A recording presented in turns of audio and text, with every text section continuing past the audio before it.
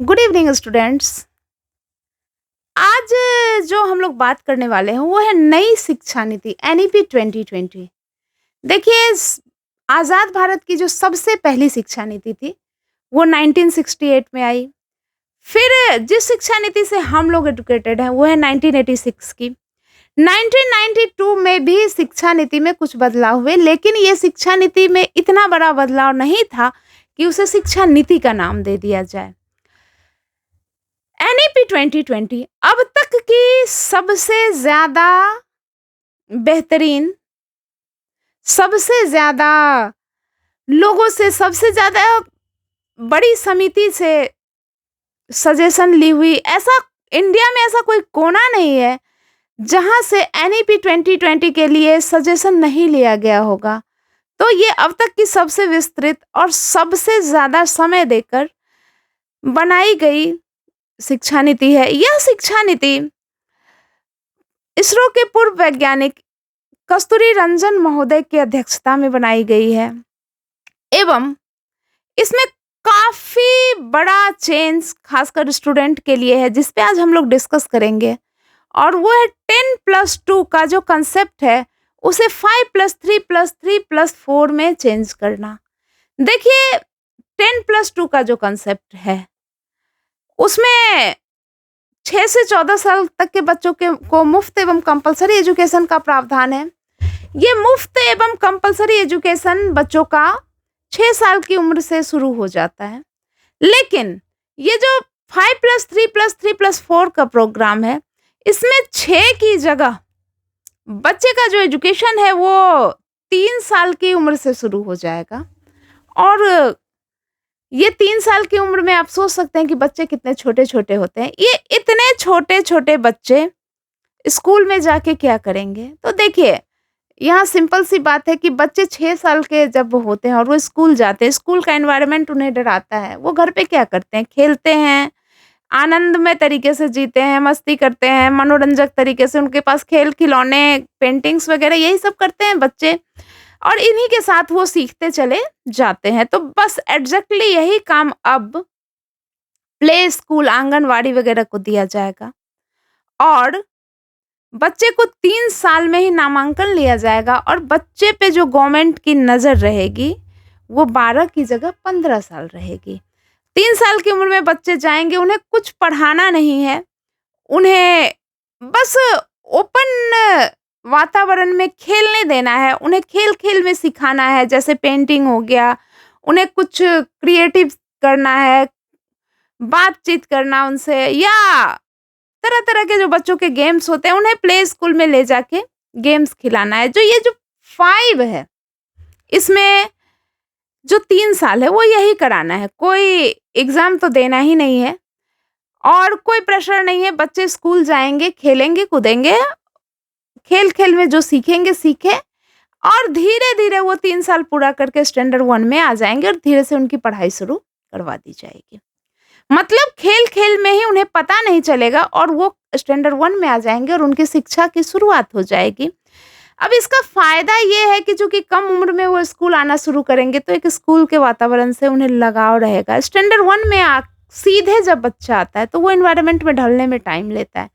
लेकिन जो बच्चा 3 साल पहले से स्कूल आ रहा होगा उसे इस एनवायरनमेंट में ढलने में समय नहीं लगेगा और वो बल्कि एक्साइटेड होगा स्टैंडर्ड 1 में जाने के लिए और वातावरण से ज़्यादा अच्छा कोऑर्डिनेट करने के कारण वो सीख भी ज़्यादा अच्छे से पाएँगे। अब स्टैंडर्ड 1 और 2 में कोई एग्ज़ाम लेना नहीं है और बच्चे का ये 5 साल फाउंडेशनल पूरा हो जाएगा। उसके बाद आती है अगले 3 साल की बारी, जो 5+3 है। ये जो 3 है प्रिपरेटरी स्टेज, इसके अंदर बच्चा कौन-सी क्लास में जाएगा? तो 2 क्लास इधर पूरा कर लिया तो ऑब्वियस सी बात है 3, 4 एंड 5।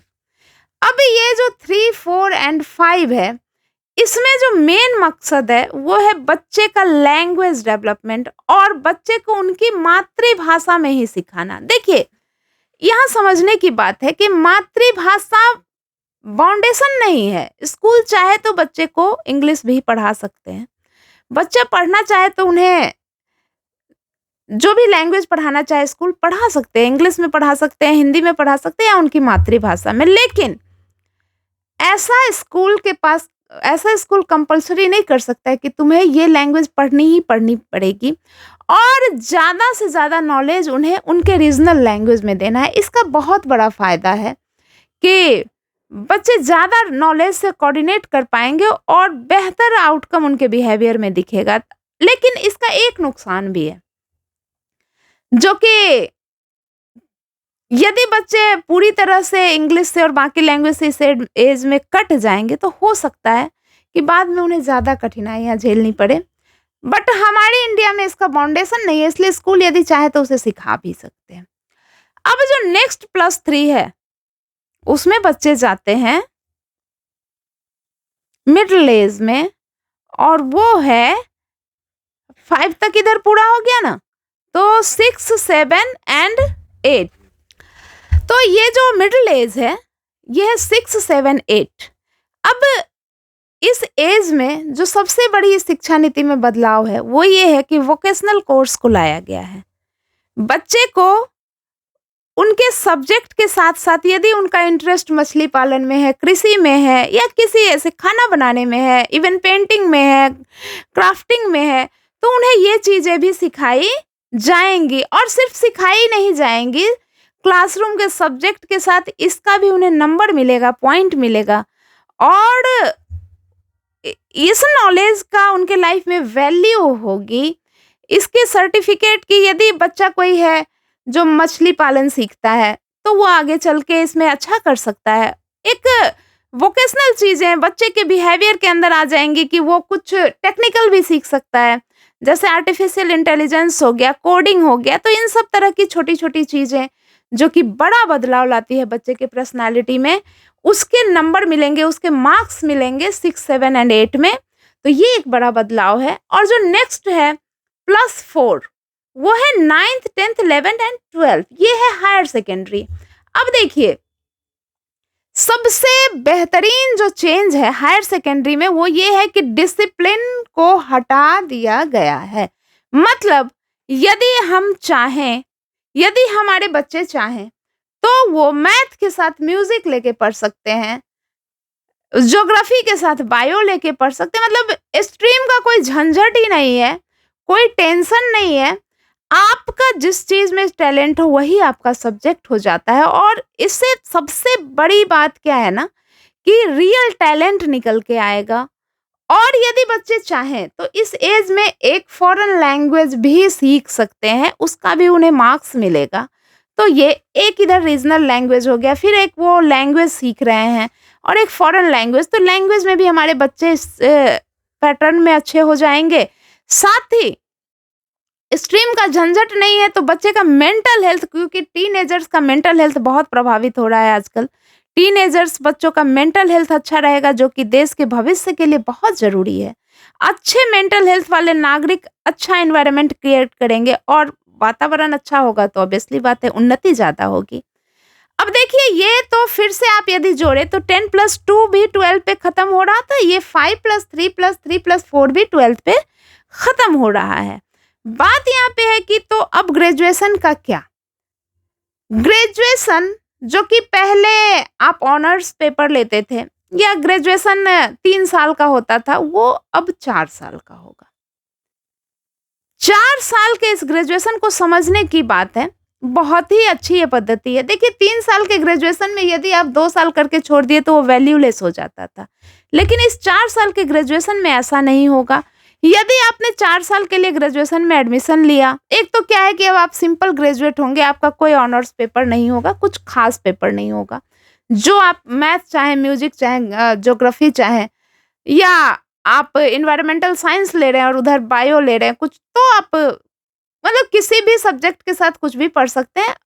बेसिकली अब सारा मामला ह्यूमन डेवलपमेंट पे है, ह्यूमैनिटी के डेवलपमेंट पे है, नागरिक बेहतर हो देश के, उस पे है। तो ये जो ग्रेजुएशन का कंसेप्ट है, आइए इसको समझते हैं। 4 साल का जो ये ग्रेजुएशन है, इसमें यदि हमारे स्टूडेंट ने 1 साल पूरा किया तो उसे ग्रेजुएशन का सर्टिफिकेट मिल जाएगा। सर्टिफिकेट कोर्स उनका पूरा हो गया, और किसी कारण से यदि पढ़ाई छूट गई तो भी वो सर्टिफिकेट उनका वैलिड रहेगा 1 साल वाला। यदि 2 साल करके पढ़ाई छूट गई तो डिप्लोमा का सर्टिफिकेट मिल जाएगा, और अभी भी वो वैलिड रहेगा। कोई भी फॉर्म यदि डिप्लोमा लेवल पे आता है तो स्टूडेंट भर सकते हैं। 3 साल करके यदि छूट गई है पढ़ाई तो वो ग्रेजुएट हो जाएँगे और जितने भी यूपीएससी, बीपीएससी या वर्तमान में जो भी एग्ज़ाम ग्रेजुएट लेवल के होते हैं, उन सब के लिए वो एलिजिबल हो जाएँगे। यदि उसने उन्होंने 4 साल की पढ़ाई पूरी कर ली ग्रेजुएशन की, तो वो रिसर्चर कहलाएँगे और उनका ग्रेजुएशन कंप्लीट माना जाएगा। तो इस तरह से ग्रेजुएशन के हर साल का वैल्यू होगा एवं बीच-बीच में यदि पढ़ाई छूट भी गई हो, तो आप री-एडमिशन लेके अपने ग्रेजुएशन को पूरा कर पाएँगे। तो ये जो टोटल नई शिक्षा नीति में बच्चों के लिए जो पद्धति बनाई गई है 5+3+3+4 और ये 4 साल का ग्रेजुएशन, ये बहुत ही साइंटिफिक है और नागरिक निर्माण में बहुत सहायक है, बच्चों में राष्ट्रीयता की भावना के निर्माण में बहुत सहायक है एवं एथिक्स डेवलपमेंट पे फ़ोकस किया गया है, मोरालिटी पे फ़ोकस किया गया है। तो बहुत ही अच्छी नीति है और होपफुली बहुत अच्छे से हम लोग इस पर काम कर पाएँगे। बहुत अच्छा इम्प्लीमेंट होने के बाद ये रिज़ल्ट आएगा, बहुत अच्छे आउटकम्स आएँगे। इसी शुभकामनाओं के साथ थैंक यू वेरी मच।